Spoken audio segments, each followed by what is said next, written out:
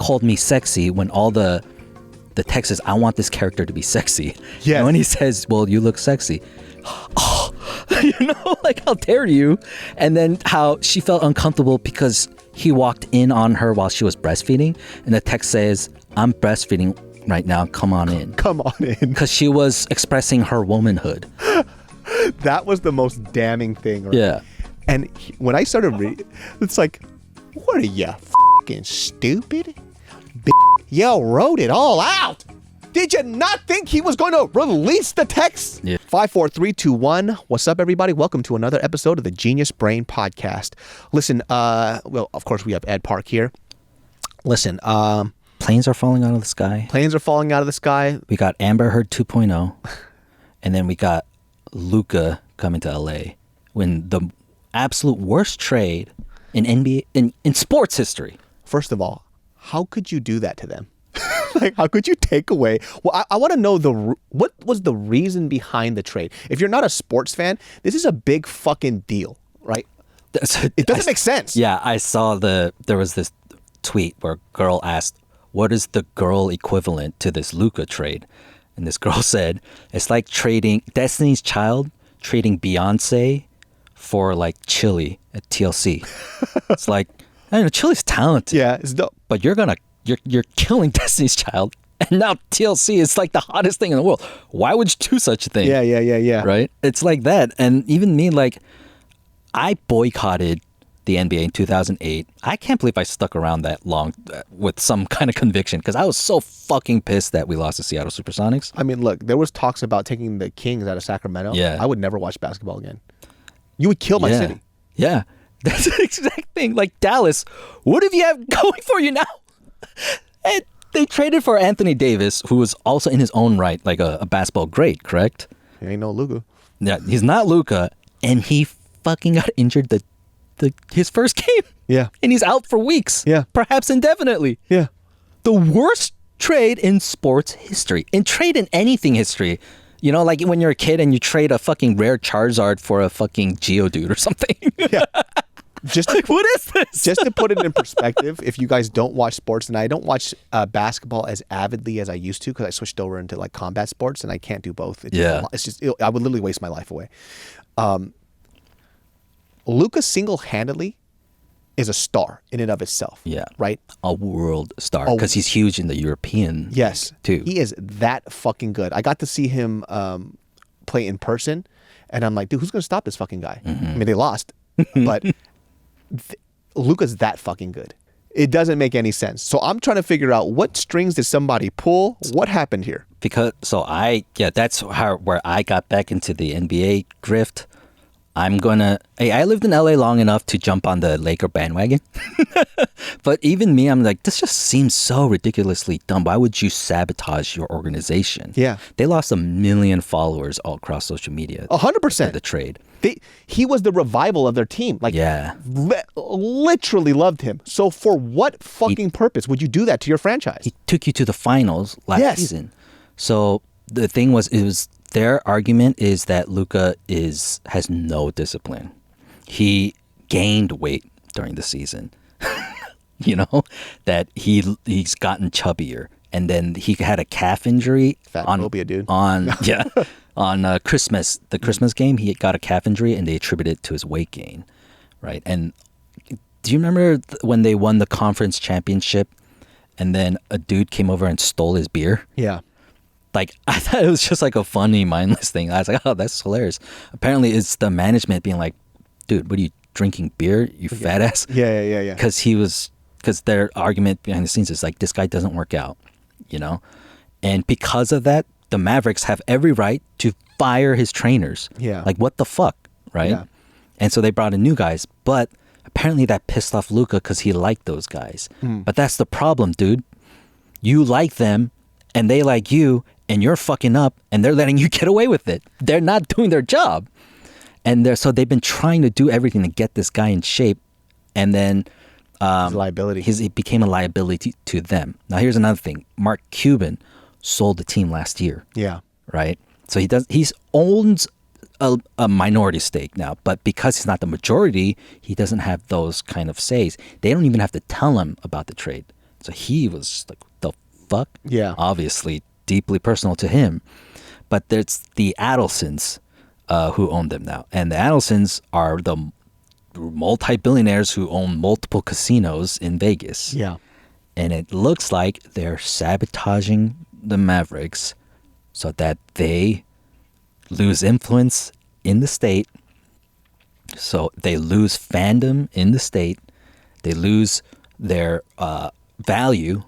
They devalue their own team so they can move them to Vegas. Oh, shit. That would be a fucking crazy ass move, dude. And it just seems just like, why else would they do something as dumb as this? I wonder what Luka wants to say. If Luka can even talk about shit like this. This costs him $125 million because I guess at the end of the season, he could have been eligible for the Supermax contract. Yeah. Which is like $325 million.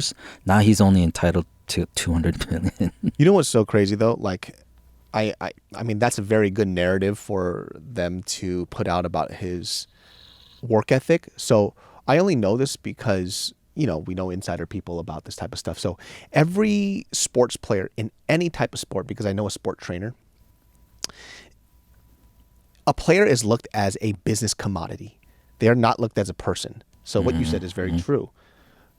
You are set to be as successful as possible. In the NBA, before you are even considered to be a part of the NBA, it's not just your highlights that's in your high school games and your college games. They have somebody assess every little part of your body, your tendon strength, how injury prone you are, because that's what they base your contract on. So cool, you might be the best, hottest player, and they go, you party a lot? You drink a lot? How many years do we have left with this guy? He might be good for a couple of years. He's kind of hot. Cool, we're going to give him this amount of money for this amount of time. We're going to cut him after. And so that's how they assess things. It's very, very precise. It's what in baseball they called like sabermetrics too, where there was all these numbers in between the numbers. Where today batting average doesn't mean shit.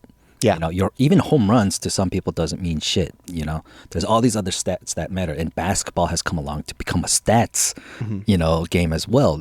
And apparently within their own organization, what they saw with Luka was, this guy he's not going to take us to the promised land.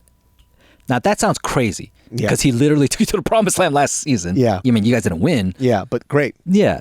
Which it just sounds so crazy. And then your trade, the guy you traded for literally is now unavailable to you. Yeah.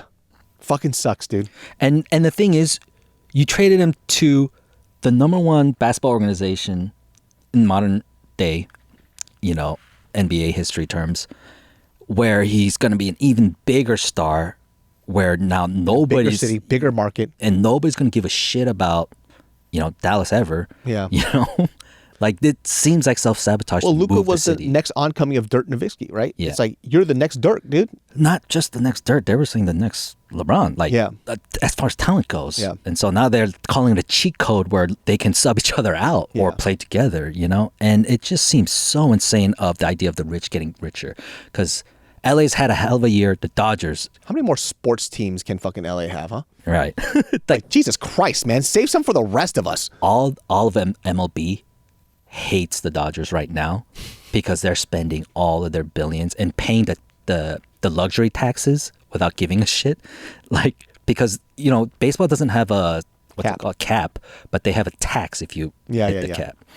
And there are teams like the Mets and the Dodgers who don't give a shit, and they'll pay $200 million in taxes. It's fucking crazy. To get the best, right? Fucking crazy. But that's sports in America, right? That's a capitalism personified. Like, the best get the best, and that's what it is. Sacramento Kings lost De'Aaron Fox, and that shit killed me. Yeah. But he's been wanting to get out of Sacramento for a while. Like, I mean, we sucked him dry at that point. Pause. Like, like he's not going to get a ring with us because the team is not being built around him. There's something off. So De'Aaron Fox he's one of the most talented fucking NBA players right now. I don't give a fuck what anybody. I mean, that's probably my bias, right? But like, I get it. But that shit killed me. Yeah. I was like, I'm not watching basketball. It shit fucking killed me, dude. So I mean, does it make it less fun to watch? I'll tell you what. I watched Luka's first game and I was like, oh, I don't watch basketball. I'm like halfway paying attention because like I am into MMA like much more. It's just way more exciting. Yeah. And like, for me, I love mixed martial. I don't have the time to watch fucking both, dude. Yeah. And the funny thing is too is like I remember I used to love playing basketball when I was younger. So we got all these like stupid stories about basketball. Dude, I got made fun of at church once because I said something so fucking stupid, and till this day I hate thinking about this because I don't know why I said this. Because so we were playing and then I hurt myself, right? But I said something very specific. You know, like if you hurt yourself, you just go, ah. Yeah. You know what I said? What? I said, oh, my lower back. And everybody called me lower back for like a year. They're like, why the fuck did you say that so specific? I went, oh, my lower back. And they just called me lower back for like a year straight. And I hated it. It was so traumatizing. And the other people are like, what, does he have a tramp stamp? What are they talking about? Why did you say lower back? Yeah. And they wouldn't let it go, man. And it haunted me. And I'm like, why the fuck did I scream, ow, my lower back? It's the dumbest thing you could ever say. Oh, God. On other news, Amber Heard 2.0, Amber Turd 2.0, Ryan Reynolds' wife. Oh, my God, dude. And their whole drama with this guy, Justin Baldoni. Mary used to work for him. Really? Yeah. So when is he a weirdo, as they say, or is he? When this whole news came out, Mary was like, Justin Baldoni, he's fucking great. Yeah. She loved working for him. She talked about that fool for fucking a couple years after they worked because of the workspace. Yeah, like, why don't you get married to him? Yeah, so why don't you fuck that handsome guy? No, but she just like he would have holiday parties at his house. Yeah. And everybody was, she wasn't anybody important, but she was like, yeah, it was great. Like he was so sweet to fucking everybody. So she was in disbelief. And then my ass, being the cynic, is like, look, we don't know the whole story yet, right? So we got to see the whole story. But the part of me that was kind of like, didn't make me believe Blake Lively a little bit is because a lot of other stuff that had been said about her before, about her personality traits and how much she's like an asshole. But once again, then I'm like, I don't really know her like that, so I can't say anything. So I was like, we'll just see how things unfold. And did it unfold? Dude, Candace Owens, like I wouldn't ever tell people to go watch her shit, but apparently she's the one that really fucking lined all the fucking plates up together to show the timeline of everything. And it's like, yo, what a bitch. Dude, break it down, dude. It's fucking crazy. Like, because guess what? You know what's great about technology and text? The receipts. The receipts. What were you thinking? Yeah. Her mentality, like, she used her, what do you call it? Her celebrity status above this guy in such a shitty way to take over the movie. Yeah. This guy is the one that got the rights. Mm-hmm. This guy is the one who is the director and acting in it. And he's playing the bad guy in the movie too.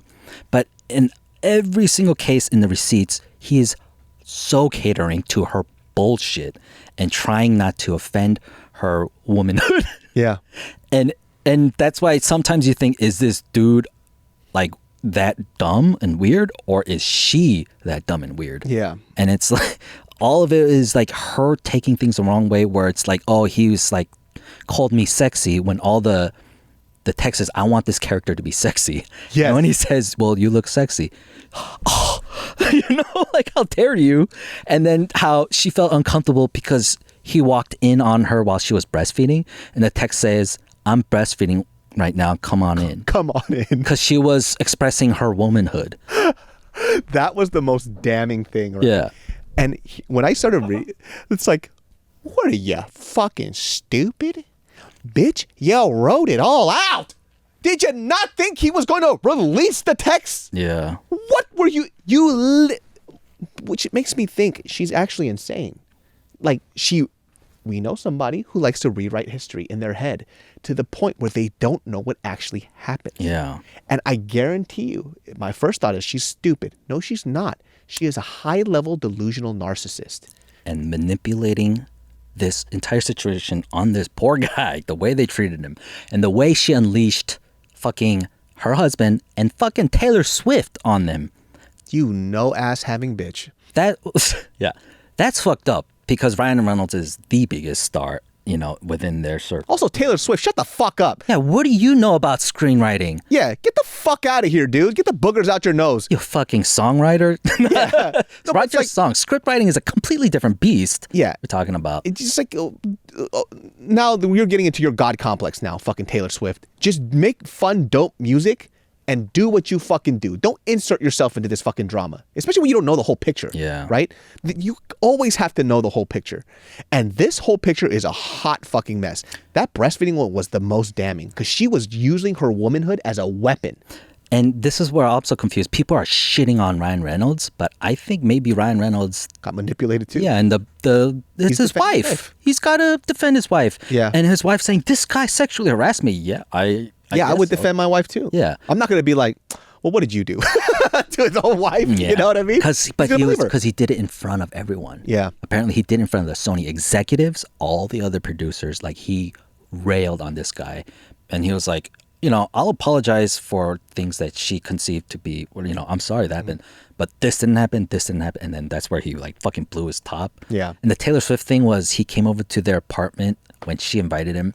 And then they ambushed him, these two huge stars, saying, hey, isn't this written much better? Mm-hmm. Like, even though it's like his fucking movie, yeah. This is much better written. Yeah, my wife wrote it. It's so much better. And Taylor Swift, like, yeah, it would be so good. If Taylor Swift was coming up to you, like, it would be so much better if you did this. Shut up. And what it came out later in the deposition, or whatever it is, she didn't write it. Ryan Reynolds wrote it, which is a huge problem with SAG. Yeah. Because that means now he has to be in the fucking credits. Yeah. That's the fucking fucked up manipulation of all of this. It's like they try to ruin his life. They try to ruin his fucking career. His whole company. Yeah. Everything he's built. And then... For what? She hired her husband's marketing agency to do promotion for this. And I thought it was a rom-com, so I wasn't going to go watch it. Apparently, it's like really dark. It's about domestic abuse. Oh, it's not a rom-com? No, it's a serious trauma about a woman who marries a man who's like seemingly handsome and rich and all that. And then once she gets pregnant, she realizes, oh my God, this guy's an evil manipulator. And she has to make the decision to leave. And she's the fucking... In the promotions, it's like, hey, here's some fun games, and here's my product, Like they were selling it like it was a rom-com. Like they had ads where Ryan Reynolds was like jealous of this dude. It's like, and then people go to watch it, and it's like really dark. The size of Ryan Reynolds' forehead is unreal. Yeah. His forehead is so fucking big, dude. He could land a plane on that bitch. That shit is nuts, dude. That shit looks like a shiny little white loaf of bread, dude. It's so fucking big. This guy, I don't know. Like I said, I think he's in that realm of just unbearable celebrities. Yes. Now, because you are the same in every movie now. All your characters are Deadpool. Yep, 100%. Look, this is a problem that we always see, right? Like, I always tell everybody, you don't know these celebrities, right? Everything is curated to make you feel like they're the best person on earth. You don't know any of these fucking people. We love movies. We'll break down movies all the time, but man, do we hate the culture. Yeah, I hate Hollywood. The biggest reason why I stopped acting was I just hated every person I met. It's like so fake. I had to sit here and just hear all you guys just suck each other off about the absolute dumbest fucking shit. None of you say anything real. None of you say actual real opinions. Whenever something is, socially hot, you guys all just fucking pile on it, dude. Oh yeah, my best friend was gay growing up. You didn't have a gay best friend. Yeah. You did not. You absolutely did not. And that's why DEI is dead now, because it's like, yes, opportunities should have been handed out to marginalized people, but you don't give how does a person who has been a victim of racial violence know how to organize an actual game plan of destroying racism in the workplace? See, what is their game? Where's their action? This is so small. It's like, yeah, we all want diversity, right? I agree with all that type. It's like, we have something so good, and it just takes that one person to fuck it all up. Yeah. It's like the idea is great, the execution should have been a lot better. And so there's like all these issues that's happened. This is the same thing with with Blake Lively, right? This is a person who has always been like this. Manipulative little fuck, little Hollywood fuck. And by the way, everybody who's listening right now, Blake Lively is not unique in Hollywood. Yeah. All these little fucking actors and actresses, men and women alike, are a lot like this. They all hate each other. They all hate each other. They're all manipulative, and they'll do anything they want to get. They all have this weird God complex. They're all like Kanye West, right? They think that their shit doesn't stink. They smile in front of your face, and they fucking give you poison behind your back. That is how a majority of these people function, right? And if you're an actor in action and you're just like, well, I'm not like that. You clearly haven't been in this and you haven't done anything I've done. So shut the fuck up. If you're still auditioning shit, you haven't booked anything, keep your mouth fucking shut, right? Because what happens is that you might start off as somebody who's like pretty good, might be a decent person, but then you find out that these opportunities aren't coming to you because you're not playing the game. And when you play the game long enough, what do we always say? You are most like the people that you are surrounded by. And you keep staying in that fucking machine, you end up just like them. And they start to validate all the bad things you're doing now. Yeah. Oh, it's okay because they're doing it. Oh, right, I should talk more about this. Oh, you know what? I should talk more about fucking Asian hate, dude, because, I should make it more about myself. I should somehow make it more about myself. I should keep talking about this stuff. This is what happens. They suck you into this fucking weird thing and you can't help it because you're around these people all the time. She is not unique. I guarantee you'll find guys and girls like her all around Hollywood. And the problem with these people in particular is that Ryan Reynolds' identity is all of his brands. Yeah. He owns that gin. He owns a fucking communications thing. He owns yada, yada, yada businesses, right? And it's tied to his personality. And then you see, whoa, you're a piece of shit. I don't want Mint Mobile. Yeah. I don't want to drink your shit. Yeah. I don't want to support Wrexham. Yeah. Now it's like all tumbling down because you built up this fake facade. But now I wonder too, what's their relationship like? It's like, you lied to me. If in fact he was so oblivious to everything, it's like, wait, you fucking lied to me. I saw the text. You told him to come in when you were breastfeeding. Yeah. You literally told him. And then you came to me and said he sexually harassed you. Yeah, fuck you. I would divorce my fucking wife like that. I'm not even fucking kidding. But they just have 4 kids, bro. Yeah, fuck those kids, all right? Your fucking wife, your fucking mom is a fucking bitch. Yeah. I will gain custody over you. You guys could come live with me. Like, I would not be able to live with a manipulative narcissist like that because it would open my eyes. It would be like, oh, wait, have you done this to me? Yeah. Right? Why did you have me destroy this guy, man? He didn't deserve that. And by the way, people who are fucking evil like that, they're not selective about who they do that to, right? They do it in varying degrees to people. So if you're manipulating one person that you hate, you're also manipulating the people that you fucking like. It happens all the time. Yeah. Even if they're your closest friend, they'll do a one-up on you. Mm-hmm. Like, I have a friend in business who stole clients from me. Yeah. And it's like, yeah, I'll feel some type of way, dude. And it's like, and then it's like, oh, I love you, bro. It's like, do you? You fuck me. No, people who are fucking, remember, we'll bring that story too. Remember about the wedding thing? The guy who looked at me and said, I've been there for you. And it's like, for what? What does that mean? What does that even mean? You've been there for me. Like you were there when I was ordering at fucking taco spots? Yeah. You were what there? have you been? You bought me a couple of meals? Like, what the fuck are you talking? Like, if I asked that fucking idiot, like, Has hey. ever solved any of your issues? Yeah, do you even know any of my issues? Do you know, we've never ever had a deep conversation about anything. Never had a heart to heart. But then in his fucking delusion, he goes, you owe me. I should have been at your wedding because I've been there for you. That's it's like, are you insane? Mad entitled. Crazy entitlement. But that's the reason why he lost all of his friends. Right. Right. He only does things because he puts it in his back pocket of, remember I did this? And so everybody started falling away from him. And still to this day, he spouts the narrative of like, they're just fucking hating on me. It's like, you are such a piece of shit, you can't even see it. And he was only tolerable because we only saw him in like small spurts. And the only reason why I hung around him is because other people hung around him that I hung around with, right? But other than that, it was like, he was so fucking unbearable. And so that was the last straw. It's like, you don't get to say stuff like that. And you don't get to do that in this fucking context with other people around. You didn't even hit me up one-on-one. So what's the whole point? Because people will be like this, well, why didn't you guys try to, what's there to reconcile? There's nothing to reconcile. I literally hate him. Trash human being. Yeah. There's nothing to reconcile with somebody who lives in a delusion. If they made a mistake, it's different. Like life is better without them, even if they're in a good mood. Yeah. I fucking don't even like the way he treats his family. So it's like, I fucking hate all that shit. So it's like, go die. Right? But once again, the narrative that they spin in their fucking head is unreal. And by the way, everybody in our group thinks the same thing about him. Right. Right? And he's been tolerable because he's been around for so long. But now it's just like, okay, we're at this age. It's like, I don't give a fuck how long you've been. If you're a bad person and you're the only person that thinks that you're a good person, it might just be you. Yeah, I mean, like, I once helped jumpstart Justin's car at fucking 4 a.m. in Gay Town.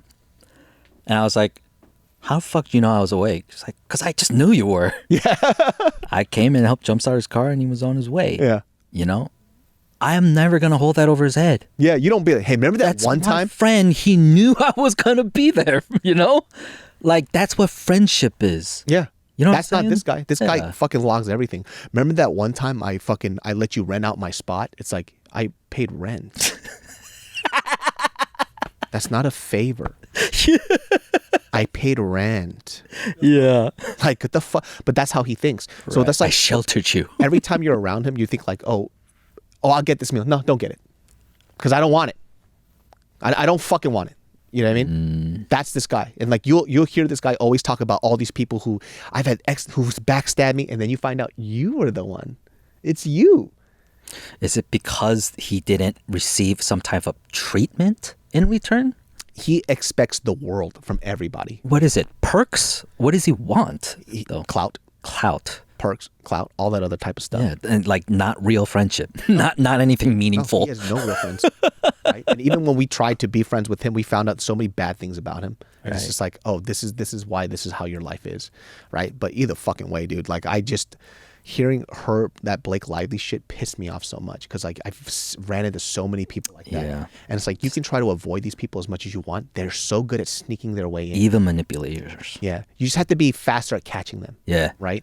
And I've also had a conversation like too of like, I think people now get it too. It's like, if you have friends that are your friends, keep them as your friends. They're not my friends, right? I'm okay hanging around them, but whenever this is a good guy, I vouch for him. I don't give a fuck what you think is a good person. I give a fuck about what I think, right? Yeah. And I've done it so many times over the past few years because I was trying to learn how to be a lot more kind, but it has now fucked me in the ass so much.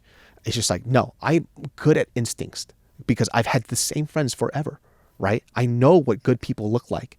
I don't think that the good people in my life are normal. They're fucking weird as shit. You know what I mean? But I know they're good people. Yeah. And that's the difference. And I've always stuck with that. Because they don't have a conformity of a type of behavior they see and they think, oh, this is how people are. No, you can understand inherent goodness. You can look at somebody in the face and see how they feel. And if you can't, I'm sorry, that's kind of a, yeah, some people suffer with that where they just they'll say some shit to somebody in their face and not feel or see that that person is hurt kind of thing. And by the way, too, I say this in terms of like relationships and friendships with people where sometimes like Mary will be like, oh, why are you friends with that guy? That guy's fucking weird. I was like, because I know that if I left my keys and my cars and my wallet in my house, it's not going to be gone tomorrow. Right. Right? That's a sign of peace that I have with this person, right? Can they be annoying sometimes? Do they say some fucking weird shit? Yeah, but nobody's perfect. Guess what? I am that person to you, Mariel. You know what I mean? I'm the fucking weird one. Yeah. You know what I mean? But you married me. Yeah. Right? Because you see the goodness in me compared to other people. Yeah. You said it yourself. You see how good and loyal I am as a person. That's how I deal with friendships. Because when you were with me, I was hideous. Right? But how I made you feel protected and safe and you could trust me. Those are the qualities that I care about. So yeah, of course these guys will piss me off every now and they'll have some weird things, but that's so small compared to the bigger picture. And it's hard to live your life then the opposite of that, to be like, oh man, this guy could give me this opportunity, this guy can give me that amount of numbers, this guy can help me. I mean, if that's how you select the people you want to be around, I don't think they want to hang out with you. Yeah, and I You're just guarantee taking you, from when them. you die, nobody cries. Like look, I say that as a joke, but I'm actually dead serious. You will find out that people who live transactionally like that, you could be transactional with people you don't give a fuck about and both you guys are using each other. But when you conflate that with this is a person that's my friend, you are going to die alone. You'll have people around you, but you will die alone. Yeah. And trust me, we have seen it so many times. This person dies, you go, oh, that's sad. And you just move on, right? Because you were a piece of shit. Yeah. Nobody gives a fuck about you. And guess what? You're going to die. We're all going to die. What you do on this earth with the people around you really matters a lot, right? I know that when I pass away, there will be people who will cry for me, right? And there are people that I know that when they pass away, I will cry for them for the rest of my life till I die. Those type of people don't have any of that. And it's like, what do you even live for at this point then? Like, for what? It's like even being successful and being alone and being successful sucks, right? Let's say you're rich as fuck. You have everything in the world, but nobody to share it with. Why? That's pointless. You know what I mean? I hate that shit. Shaq said that after his divorce. He's like, I have a 70,000 square foot home and I'm alone. Oh, Yo, that like, it's like, oh, that you don't think about that. Like, dude, Bill Gates right now, Yeah. richest man in the world. He's probably alone. you know, You don't have Epstein to hang out with either. yeah, he was like, dude, my homie Epstein gone. Yeah. But like, even this too, right? Well, think about it like this. When I say this and I say, look at the person who lives away from social media, right? They just had their family. They work a 9-to-5 pay. People talk about that like it's the worst thing on earth. You could do more. Do more what? No, sir, like do more what? Like what are you doing more of? You're going to die. If that person's out there living happy, they like working their 9-to-5, seeing their family, raising their kids. Why is your life so much better than theirs, right? Everybody has different wants. If you like living the lavish life, expensive, you traveling all over the place, some people have no fucking urge to see any of that stuff at all. Right. They're happy living their life. They're actually doing way better than you. So, because they've reached the peak of what they need, right? And I enjoy that a lot. That's why every time I go to Hawaii, they don't ever talk about money. Everybody that I kick it with, they're just living their life. Right. They're enjoying It's themselves. a different culture. It's not an American culture of living. Yeah. That's why I love the fucking islands, man. Yeah. Well, guys, that wraps up this episode of the Genius Brain podcast. Hopefully you enjoyed these last 3. We'll be back in. I'm going to keep stockpiling more and more and more with Ed. It's going to be a fun time. Genius Brain every Sunday is at 12 p.m. You can catch Genius Brain always on Sundays. And look, this podcast might end this year. Who fucking knows, right? But as of right now, I'm enjoying it. You know, maybe the kid will be a lot easier on me. Yeah. And I'll continue the podcast. You know what I mean? Because he'll be a lot older. You can catch Ed at Ed Park VP and check out Manga Miata as well. And we'll see you all next time. Peace. Peace.